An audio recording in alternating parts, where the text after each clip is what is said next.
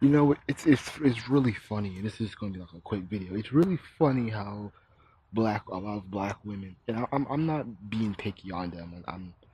It's just that when it comes to voting, I'm very shocked with them because I remember during the whole, I remember early in the year, like in spring, when Black Girls Rock, they had their little special, and they were, they had their events, and Hillary Clinton came out there, and she was like, she did her little copy and paste um, preset speech about how black women are the monolith of the community. They're the backbone, this, that, strong independence. Y'all, y'all are the matriarchs, blah, blah, blah, blah. And, black women weren't buying it. Black women, a lot, even black feminists weren't buying it. And they were saying that, she had no business being in the program. She had no business even saying anything nice about black women. But it's funny how the goddamn it's funny how the tide turns. It's funny how that goddamn tide turns. It's funny how there was so much hate and vitriol for her, and all of a sudden it disappeared. Now it's, vote for Hillary. She's fighting for women issues. She's the woman that we need. First woman president. We need her. She's going to undo hate. We need love. She's fighting for abortion rights, blah, blah, blah, blah. And it's funny, man. But I think it was easier for black folks or the black voting population to hate Hillary because during that time, they were still doing the Democratic, who's going to be the, you know, Bernie Sanders was still in the running for, it was still during the nomination season. So I guess that it was easier for them to hate her because a lot of black folks were into Bernie.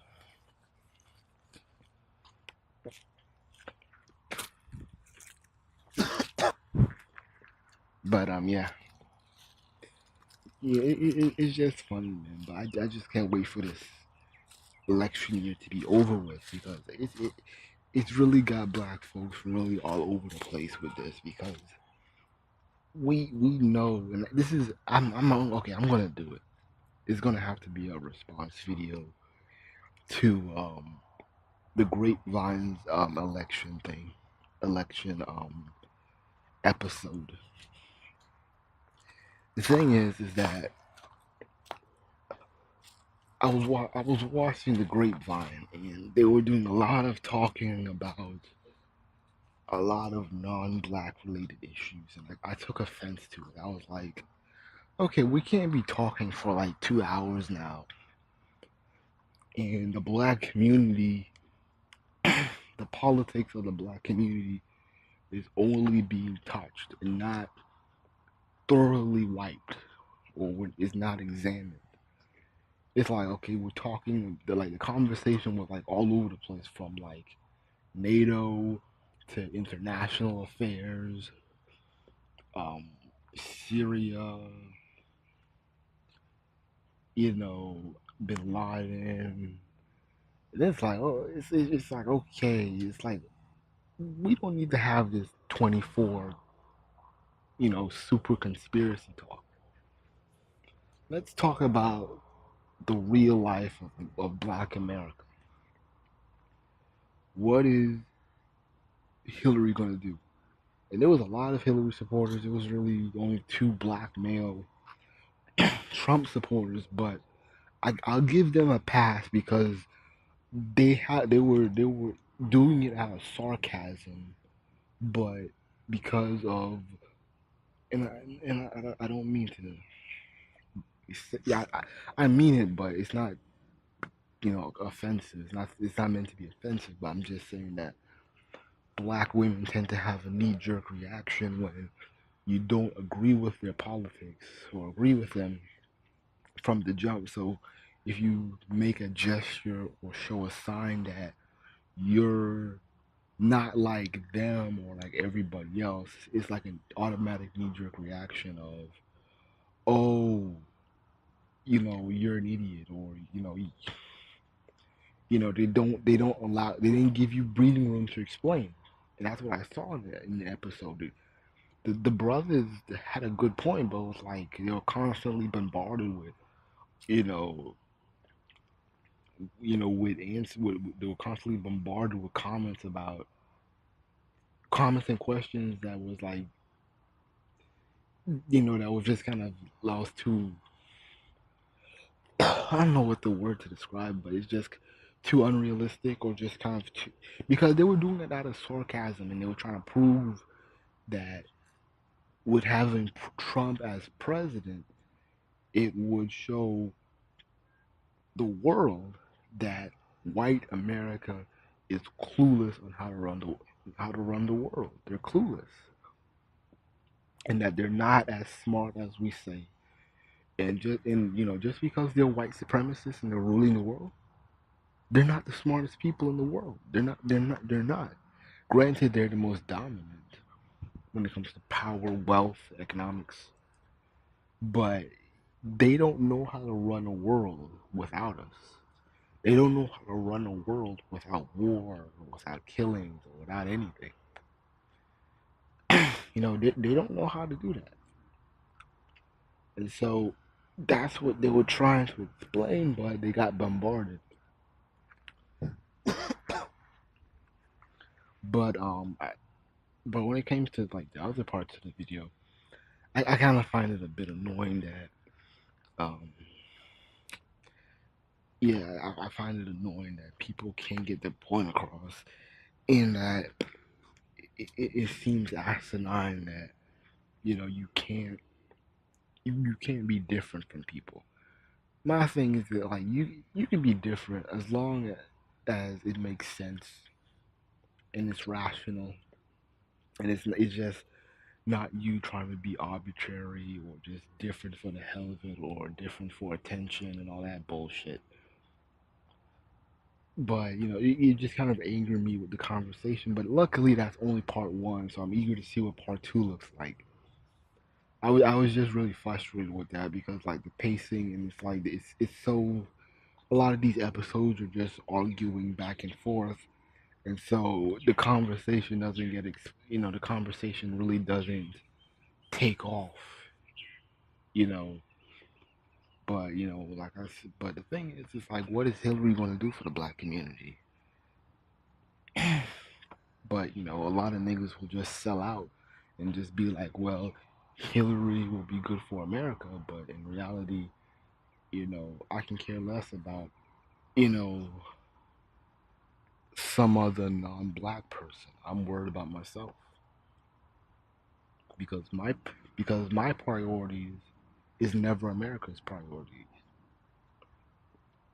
So that has to be talked about, and I can give less of a shit about any other issues. I can give less than a damn about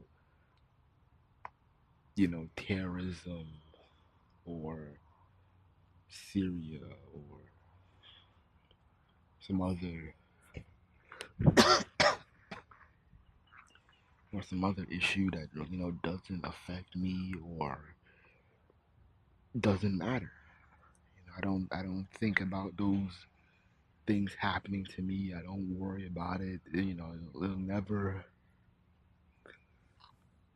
I'll never be faced with it in person, so I don't need to deal with it.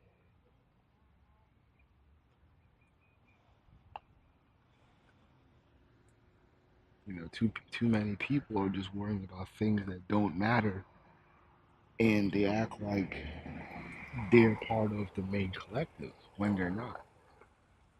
So I don't even get why I don't get why black folks are doing backflips as if Hillary's doing something, and then like when she makes plans, it's like for other people, and then we're cheerleading like that's something we did or that we came up with, like with black folks cheering on Obama legalizing gay marriage. We're doing backflips over it. We're acting as if we did that and as if we wanted it. We didn't want it. We didn't ask for it. We wanted some goddamn justice for Trayvon Martin, but no, we just we get this instead. you know, but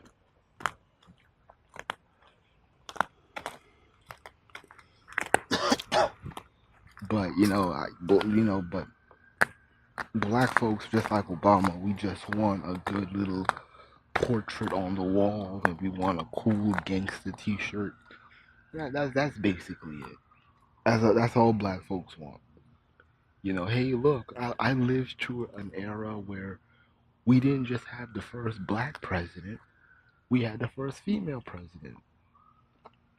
And now you get to have Obama and Hillary at your wall, at your grandma's house, and she's happy that she lived to see this day